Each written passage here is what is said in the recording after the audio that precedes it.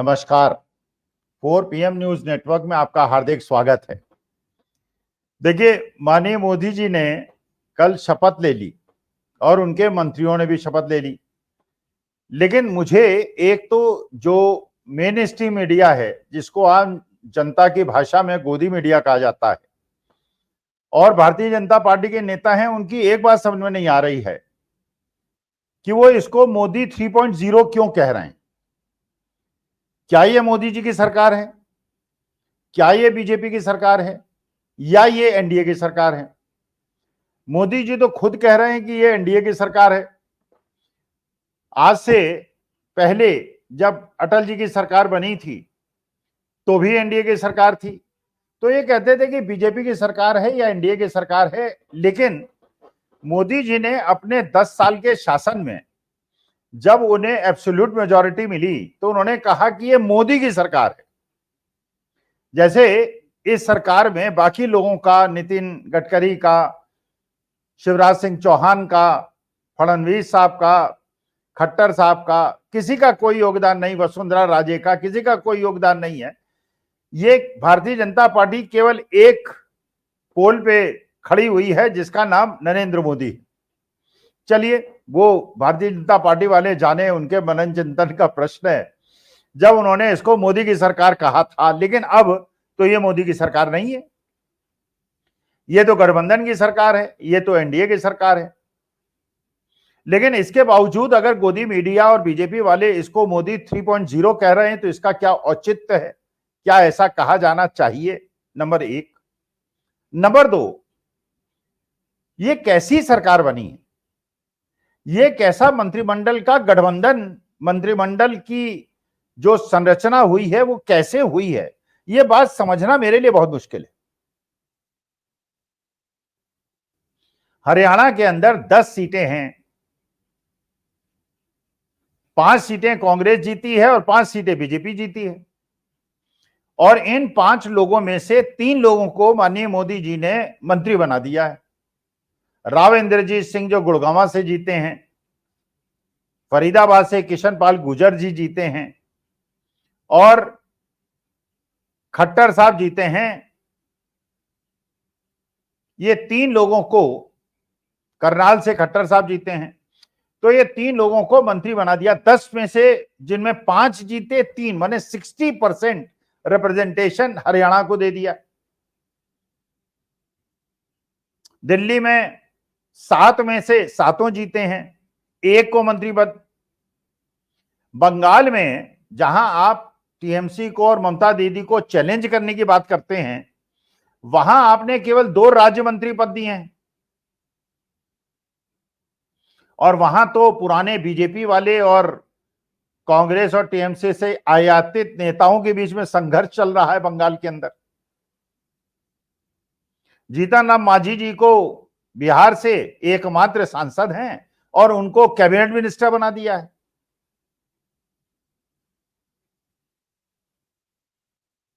और महाराष्ट्र के अंदर अजीत पवार, जिनके एक सांसद हैं, जिनकी वजह से आज महाराष्ट्र में आपकी सरकार है, भाई अजीत पवार की वजह से है और एकनाथ शिंदे की वजह से।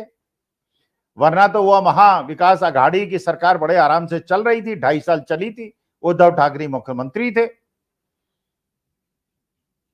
तो अजीत पवार, एकनाथ शिंदे सबसे विश्वस्त आदमी थे उद्धव ठाकरे के, और अजीत पवार शरद पवार के सबसे विश्वस्त आदमी थे। सबसे विश्वस्त आदमियों से बगावत करा के आपने अपनी सरकार तो बना ली। लेकिन जब मंत्री पद देने की बात आई, अब ये केवल आप सोचेंगे साहब एक सांसद है एनसीपी का, इसलिए हम उसे कैबिनेट रैंक नहीं देंगे, उसको मिनिस्टर ऑफ स्टेट बनाएंगे, जबकि बिहार में तो आपने ऐसा नहीं किया। और जबकि आपकी सरकार जो है, विधानसभा के अंदर आपकी सरकार जो है, असेंबली के अंदर सरकार जो है, वो अजीत पवार और एकनाथ शिंदे के अलावा चल नहीं सकती। अब ये क्या सोच के किया गया है, बात समझने में मैं असमर्थ हूं। अच्छा, अब ये सोचिए, आप जरा गणित समझिए। भाई, लोग या तो लोकसभा से संसद पहुंचते हैं या राज्यसभा से पहुंचते हैं। जो राज्यसभा से पहुंचते हैं तो एक प्रकार से उन्हें उपकृत किया जाता है, पहले इसे एल्डर हाउस कहते हैं। तो राज्यसभा में नॉर्मली पहले ही हुआ करता था, वो लोग भेजे जाते थे जो बड़े प्रबुद्ध लोग होते थे, साहित्यकार होते थे, साइंटिस्ट होते थे, जो लोकसभा का चुनाव लड़ने में असमर्थ थे, उनको राज्यसभा भेजा जाता था। लेकिन इस बार के मंत्रिमंडल में देखा जा रहा है कि जितने, और पिछली बार के मंत्रिमंडल में भी था, लेकिन चलिए पिछली बार की बात दूसरी थी, आपकी एक छत्र राज्य था, मोदी सरकार थी, तो आप जो चाहे वो कर सकते थे। आपने राज्यसभा में ज्यादातर आईएएस अफसरों को, आईएफएस अफसरों को राज्यसभा भेजा, फिर मंत्री बना दिया। एस जयशंकर साहब हूं, हरदीप पुरी साहब हूं, अश्वनी वैष्णव साहब हूं,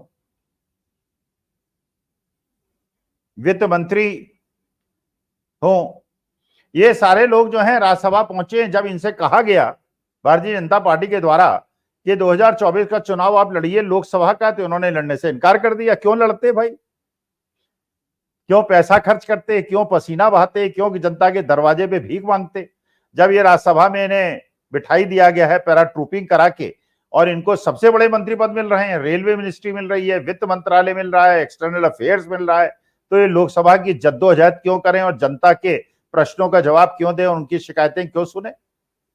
एसी में बैठेंगे, अब दफ्तरों में बैठेंगे, एसी कार में जाएंगे, बढ़िया अपना आनंद लेंगे जीवन का, और जनता के सारे मुद्दों से इनका कोई सरोकार नहीं। तो जो भारतीय जनता पार्टी में लोकसभा में जद्दोजहद करके जीते हैं, उनको तो मंत्री पद मिले नहीं, और जो पैरा ट्रूपिंग करके आए उनको मंत्री पद मिल गए, और सबसे वरिष्ठ मंत्री पद मिल गए। अरे भाई, एक हाथ से हटा देते हरदीप पुरी साहब को या जयशंकर साहब को या वित्त मंत्री महोदया को, और उनके बजाय अजीत पवार को एकोमोडेट करते थे। कम से कम जो उन्होंने अपने चाचा को धोखा दिया था उसका प्रतिकार तो उनको मिल जाता। वो चाचा से धोखा भी दे दिया उन्होंने, और उन्हीं भतीजे को जिन्होंने चाचा को धोखा दिया उनको आपने धोखा दे दिया। अब तटकरे साहब और प्रफुल्ल पटेल के बीच में आपने लड़ाई करा दी। वही एकनाथ शिंदे के यहाँ है, उनके भी कुछ सांसद जो हैं वो एक उद्धव ठाकरे के पार्टी में जाने के चक्कर में हैं। बिहार के अंदर भी कुछ सांसद हैं जिनके फोन स्विच ऑफ है। अब यही नहीं पता चल रहा है कि वो बीजेपी ज्वाइन करने वाले हैं या वो इंडिया गठबंधन में जाने वाले हैं। यही बंगाल में है, वहां भी कुछ बीजेपी के सांसद जो हैं वो टीएमसी के संपर्क में बताए जा रहे हैं।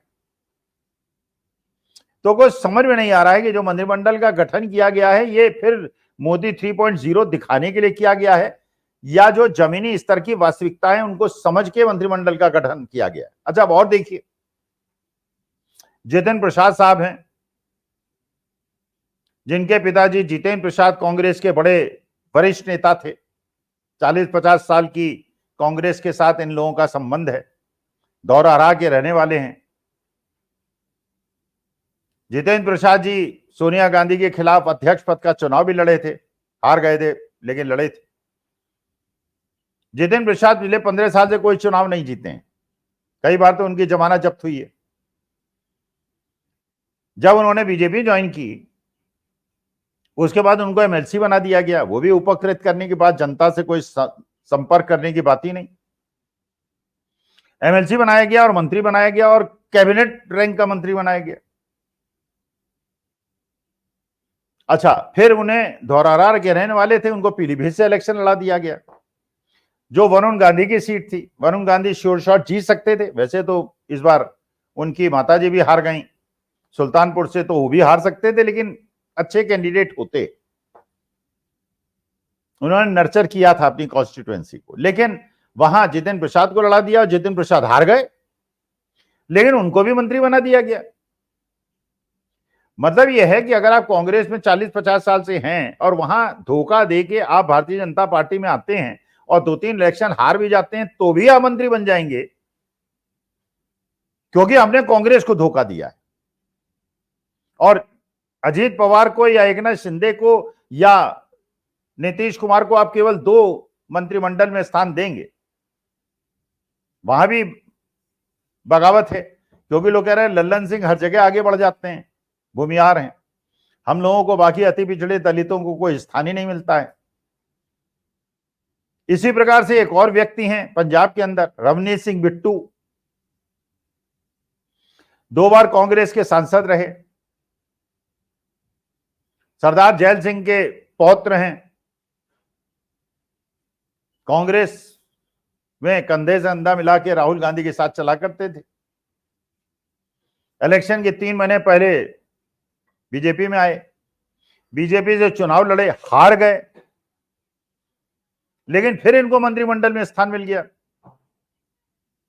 तो क्या भारतीय जनता पार्टी के जो जीते हुए लोकसभा के प्रत्याशी हैं वो ये नहीं पूछ सकते माननीय मोदी जी से कि भाई जो लोग कांग्रेस से आए हैं और बीजेपी में आपने उनको उन पदों पे बिठा दिया है और लोकसभा के चुनाव में जो चुनाव हार गए हैं उनको तो आप मंत्री पद दे रहे हैं, और हम जो जमीन में कशमकश कर रहे हैं 3-3, 4-4 टर्म से और जीत रहे हैं, हमको आप कभी दरी में बैठने का स्थान ही नहीं देते। हम तो दरी बिछाते हमारा जीवन बीत रहा है।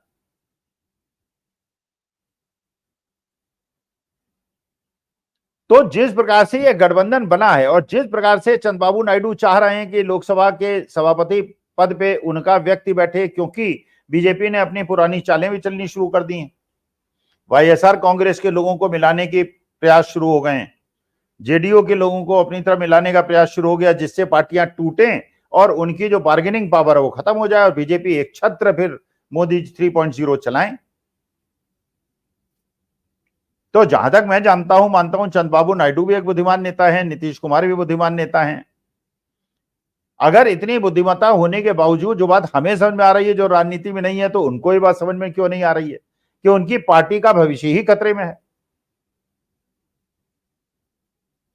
स्टेट का रिप्रेजेंटेशन जीते हुए मेंबर्स की तुलना में नहीं है। हारे हुए लोगों को मंत्री बना दिया गया है, जीते लोगों को मंत्री नहीं बनाया गया है। कहीं पे एक सांसद के पार्टी को कैबिनेट रैंक दे दिया गया है, कहीं 2 सांसद वाले पार्टी को मंच पे बैठने की जगह नहीं मिलती, जैसे जयंत चौधरी साहब का हाल है। अनुप्रिया पटेल अकेली सांसद हैं, लेकिन उन्हें स्थान मिल गया मंच पे बैठने का। और जयंत चौधरी साहब जिनके 2 सांसद हैं वो नीचे बैठे हैं, खुद उनके राज्यसभा के भी हैं। अजीत पवार भी कह रहे हैं भाई एक हमारा लोकसभा में जीता, लेकिन 3 तो हमारे पास राज्यसभा में है, 4 संसदों की पार्टी है और आपने हमें एक ही मंत्री पद दे रहे हैं, और वो भी आप जो है राज्य मंत्री बना रहे हैं, स्वतंत्र प्रभाव, आप हमको कैबिनेट मंत्री भी नहीं दे रहे हैं। तो इसका मतलब यह है कि आगे अभी तो पिक्चर शुरू हुई है, अभी तो बिल्कुल शुरुआत है, ये तो पहला दिन है। असली मुद्दा यह है कि आप मंत्री बने या ना बने, लेकिन असली मुद्दा यह है कि जो जीते हुए लोग हैं और स्टेट का रिप्रेजेंटेशन होना चाहिए, कास्ट का रिप्रेजेंटेशन होना चाहिए, जिन्होंने आपके लिए अपने पार्टी को धोखा दिया है और धता बताई है, उनको आप पुरस्कृत नहीं कर रहे हैं और ऐसे लोगों को पुरस्कृत कर रहे हैं जो चुनाव हार गए हैं, रवनीत सिंह बिट्टू हो या जितिन प्रसाद हो। ये मेरे ख्याल से एक राजनीतिक पर्यवेक्षक और एक समीक्षक के रूप में मुझे गलत लगता है। अब वैसे केरला के जो सांसद के बारे में खबर थी वो अभी पुष्टि हुई है, उन्होंने ट्वीट किया कि नहीं ऐसा कुछ नहीं, मैं मंत्री पद संभालूंगा। बहुत अच्छी बात है, मंत्री पद संभाले, पिक्चर भी बनाए, मंत्री पद भी संभाले, लेकिन मंत्री पद संभालने से ज्यादा आवश्यक यह है कि अपने क्षेत्र की जनता की जो आवश्यकताएं हैं, उनकी जो समस्याएं हैं, उससे मिलें। जैसे हेमा मालिनी जैसी न बने, अरुण गोविल जैसी न बने कि आप कलाकार हैं इसलिए क्षेत्र की जनता आपको जिता देती है, लेकिन उसके बाद आप जनता के साथ बैठने में आप 45 डिग्री में नहीं बैठ पाती, बरसात में नहीं बैठ पाती, जाड़े में नहीं बैठ जाती, बंबई चली जाते हैं। तो जनता को भी सोचना चाहिए, देश के सामाजिक संस्थाओं को भी सोचना चाहिए, नेताओं को भी सोचना चाहिए, उनकी प्राथमिकता क्या है। कि जो politics is a serious business, और पॉलिटिक्स का मतलब यह होता है कि देश की गरीब जनता, जो मजलूम जनता है, जो परेशान जनता है, उसके जो दर्द हैं उसको कम करें। आप फिल्म इंडस्ट्री में हैं, कंगना रनौत जी बहुत अच्छा है, अगर वो मंडी की जनता की सेवा करती हैं, लोगों के संपर्क में रहती हैं, जनता से मिलती हैं, जुलती हैं, उनकी समस्याओं का समाधान करती हैं, तो बहुत अच्छी बात है। लेकिन अगर वो मुंबई चली जाती हैं, मंडी की जनता उनसे मिल नहीं पाती, उनकी कोई समस्या का समाधान नहीं हो पाता, तो मेरे ख्याल से ये चीज अनुचित है। तो मुझे ऐसा लग रहा है जो मंत्रिमंडल बना है, ये मंत्रिमंडल में बहुत सारे प्रश्न चिन्ह हैं जिनका जवाब देना बहुत ज्यादा आवश्यक है। तो यही मैं आपसे निवेदन करना चाह रहा था। मुझे ऐसा लगता है पिक्चर जो है वो इंटरवल तक कुछ बदलने वाली है, और जब क्लाइमेक्स आएगा, पिक्चर खत्म होगी, तो स्टोरी एक अलग टर्न ले चुकेगी। नमस्कार, धन्यवाद और प्रणाम।